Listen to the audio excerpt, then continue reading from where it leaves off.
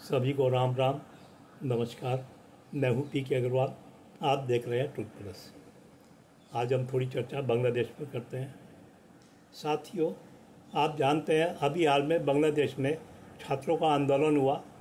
परिणाम स्वरूप वहाँ की प्रधानमंत्री शेख हसीना वाजद को प्रधानमंत्री का पद छोड़ना पड़ा।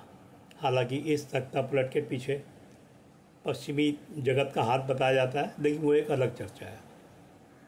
हैरानी इस बात की है कि भारत के कुछ लोग इस तख्तापलट पर खुशी जता रहे हैं। आप ध्यान देंगे, ये वही लोग हैं जो तालिबान, जब अफ़गानिस्तान में तालिबान आया था तब भी खुशी जता रहे थे। जब श्रीलंका में विद्रोह हुआ था, वहाँ के प्रधानमंत्री राष्ट्रपति जो भी थे उन्हें भगा दिया गया था, तब भी खुशी मना रहे थे। अब भी खुशी मना रहे हैं। और तो और ये कल्पना कर रहे हैं कि हमारे देश में भी ऐसा ही होगा। कि ये मतलब ये सब सरकार विरोधी है कि हमारे देश में भी ऐसा ही होगा और सरकार बदल जाएगी। चलो, ये तो अलग बात है, लेकिन बांग्लादेश के तख्तापलट में और हमारे देश में क्या फ़र्क है, एक ये समझते हैं। अफ़गानिस्तान में लेते हैं, अफ़गानिस्तान का उदाहरण। अफ़गानिस्तान में अमेरिका को भगाया गया। अमेरिका विदेशी थे। तालिबान वहाँ के बहुसंख्यक थे, यानी वहाँ पर बहुसंख्यक ने विदेशी ताकतों के खिलाफ मोर्चा लिया था। एक चीज़। दूसरा आ जाते हैं हम, हाँ, मतलब अब तालिबान में एक चीज़ और है, वहाँ पे सारे बहुसंख्यक थे, एक ही धर्म और एक ही नस्ल के, आम तौर से।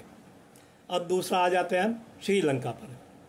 श्रीलंका में वहाँ की बहुसंख्यक जनता थी विद्रोह करने वाली, और शासक भी उसी बहुसंख्यक वर्ग से थे, यानी धर्म और नस्ल के आधार पर वो दोनों एक ही थे। पाकिस्तान में हुआ था। जब इमरान खान को हटाया गया था, वहाँ भी जनता ने सड़कों पर आकर उत्पात मचाया था। लेकिन ध्यान रखें, वहाँ भी पाकिस्तान का अवाम, पाकिस्तान की जनता और शासक वर्ग एक ही बहुसंख्यक समुदाय में थे, सुन्नी मुस्लिम। हाँ, एक फ़र्क जरूर कह सकते हैं आप, मुसलमानों में जैसे अशराफ तबका होता है जो अपने को अरबी मूल का, तुर्क मूल का या ईरानी मूल का बताते हैं, तो अगर वो विदेशी थे तो फिर आप विदेशियों के खिलाफ बहुसंख्यक का संघर्ष मान रहे हैं। अब आते हैं बांग्लादेश पर। अब बांग्लादेश में क्या है, बांग्लादेश में वहाँ के छात्रों ने आंदोलन किया और परिणाम स्वरूप बांग्लादेश की प्रधानमंत्री शेख हसीना वाजद को बांग्लादेश छोड़कर भारत में आना पड़ा। लेकिन बांग्लादेश में विद्रोह किसने किया? वहाँ के बहुसंख्यक समुदाय ने, बहुसंख्यक मुस्लिम समुदाय ने। शेख हसीना वाजद कौन है? बांग्लादेश की बहुसंख्यक मुस्लिम का अंग। ठीक है, यानी इन चारों में बांग्लादेश, अफ़गानिस्तान, पाकिस्तान, अफ़गानिस्तान एक समानता है। अब भारत में आ जाते हैं। भारत में कौन है बहुसंख्यक? हिंदू। मोदी जी कौन से हैं? बहुसंख्यक हिंदू में। अब ये हिंदू ने आज तक कभी विद्रोह किया? अब आप जानते होंगे, सोशल मीडिया पे ऐसी जानकारी आती है कि नेहरू जी ने सोमनाथ मंदिर का निर्माण का विरोध किया था सरकारी पैसे से, या कोई सऊदी किंग आए थे, बनारस की मंदिरों को ढक दिया गया था। चलो, वो सोचने का माध्यम, उस सोचना प्रणाली नहीं थी, जनता को नहीं पता होगा, वो अलग बात है। इंदिरा जी ने साधुओं पर गोली चलाई थी, और इंदिरा जी ने एक पारसी से शादी की थी, यानी जिसका धर्म और नस्ल दोनों अलग थे। क्या हिंदुओं ने कोई विद्रोह किया? प्रधानमंत्री स्वीकार किया? नहीं किया। अब आते आते राजीव गांधी। अभी मैं केवल गांधी परिवार का उदाहरण ले लूँ अभी। अब गांधी परिवार से राजीव गांधी, सिखों का नरसंहार हुआ। अब राजीव गांधी कौन थे? पारसी पिता की संतान, जिन्होंने एक ईसाई महिला से शादी की थी, विदेशी मूल की। क्या हिंदुओं ने कोई विद्रोह किया? क्या सिखों ने कोई विद्रोह किया? कोई विद्रोह नहीं किया। अब आते हैं नरसिम्हा राव पे। वो गांधी परिवार से नहीं थे। उन्होंने बाबरी ढांचा ध्वंस के बाद 4 सरकारों को बर्खास्त कर दिया था, बीजेपी की। कोई विद्रोह हुआ नहीं।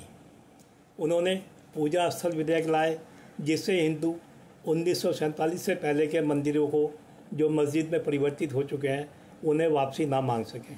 कोई विद्रोह हुआ नहीं। उन्होंने वक्फ बोर्ड के अधिकार बढ़ाए, कोई हिंदू ने विद्रोह किया नहीं। अब आते हैं यूपीए पर। यूपी ने तो सारी सीमाएं तोड़ दी। इसको तो जिम्मेदार लोगों ने हिंदू आतंकवाद, भगवा आतंकवाद, पता नहीं कौन कौन सी थ्योरी गढ़ी। अब इन्हीं के प्रधानमंत्री ने मुसलमानों को एक देश देने के बावजूद ये कहा कि देश के प्राकृतिक संसाधनों पर पहला अधिकार अल्पसंख्यक विशेषकर मुसलमानों का है। क्या हिंदुओं ने कोई विद्रोह किया? नहीं।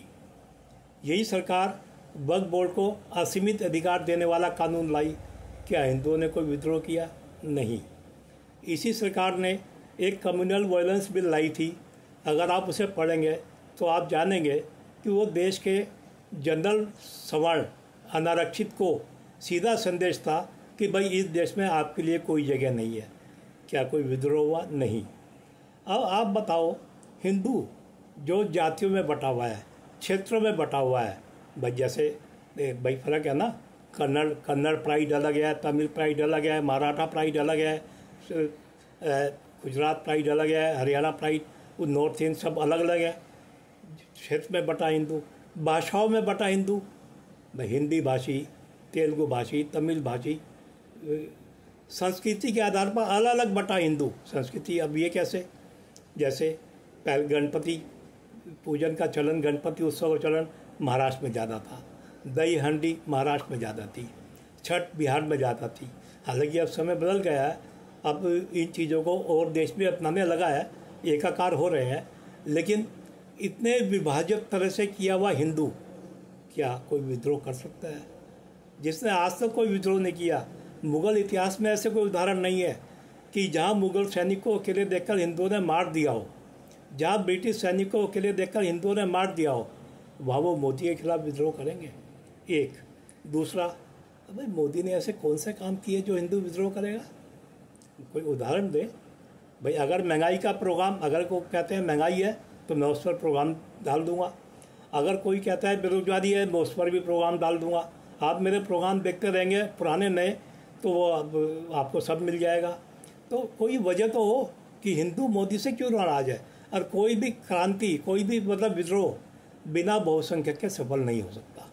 बहुसंख्यक तो आप खुद सोचिए कि ये लोग कैसी तुलना कर रहे हैं, ये किस मानसिकता है। ये वही लोग हैं जो अभी हाल में जब मोदी जी ने इमरजेंसी को संविधान हत्या दिवस मनाया था के रूप में मनाया था, तो ये उसके भी समर्थन में खड़े हो गए थे।